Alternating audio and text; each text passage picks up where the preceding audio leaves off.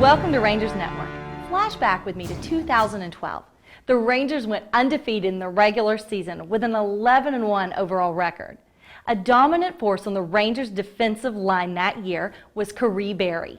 Karee was selected All-District 25-5A after recording 55 tackles, 12 of those for a loss and 8 sacks.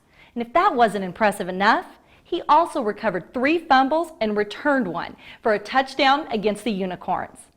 Last year, Karee led the Bobcat defense at linebacker for 12 games and racked up 39 tackles. Rangers Network's Brant Freeman caught up with him in San Marcos at Bobcat Stadium. Joining us now for our Where Are They Now segment is Karee Berry, now a Texas State Bobcat, but a former Smithson Valley Ranger. Karee, thanks for joining us. Let's start, though, by taking us back to your high school football playing days. What do you remember about being a Ranger? I think the biggest thing with being at Smithson Valley was a lot of discipline. It definitely helped me coming to the next level and being able to understand, like, we basically had a college system already, and it made the transition from high school to college a little bit easier. What was it like playing for Coach Hill at Smithson Valley? Coach Hill was, he was a really good guy. Back then, it was kind of hard for us to, I guess, envision the future. Maybe it was just immaturity or just, not quite understanding what it was that we had, like, in store for our future. But he helped me a lot to grow, like, as a man and as a football player. I know I probably would give a lot of him, like, because of him, I think I'm at Texas State right now. You won a lot of games at Smithson Valley. It's a program that has a lot of wins for a lot of players before you and since your playing days are over. Was there a game, though, a win that sticks out most to you? What's your favorite memory in terms of a game when you were playing at Smithson Valley? Probably the Lake Travis game.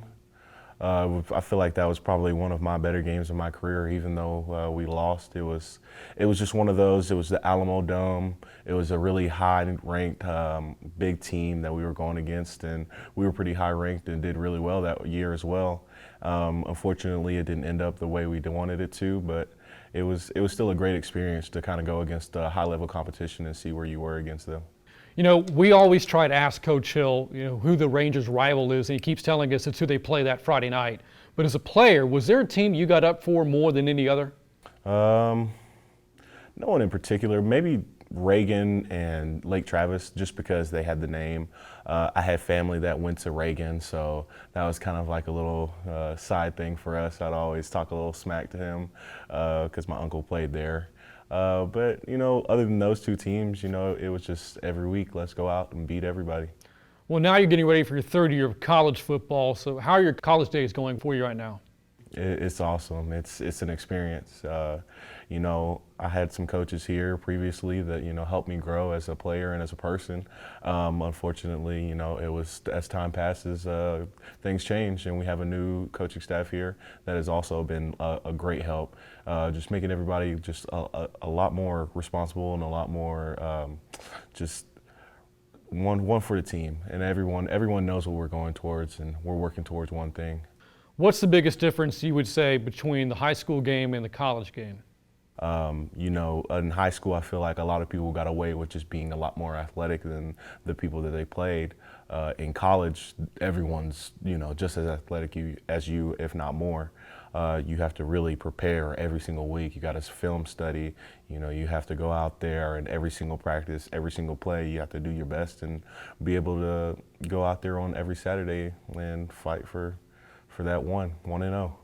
Now you're a PR major, so what is it that you want to do when football is done and you graduate college? What's next? I'd like to go get my master's degree in mass communication, then eventually go to law school and become a sports agent. What do you want to do as a sports agent? As a sports agent, I want to represent people. Something that kind of really triggered me to fall towards this was the Adrian Peterson situation with the Minnesota Vikings. And I just thought it was very interesting how someone that was the face of a franchise could become so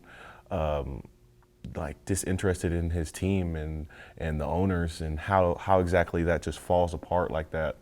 And how most of the talking was done by his agent, because that was somebody that works closely with him. And you always want to make sure that people are getting everything that they deserve and they need.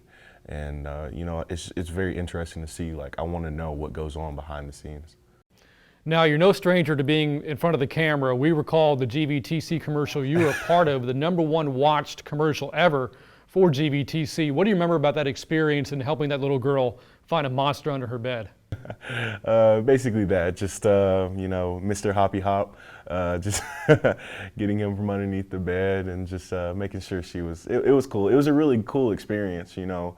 That was one of my first times, you know, being on TV. And the guys that I was with, I was very, very close with and still am. And it was just cool going out there with all your friends and just, you know, being able to be a little bit goofy.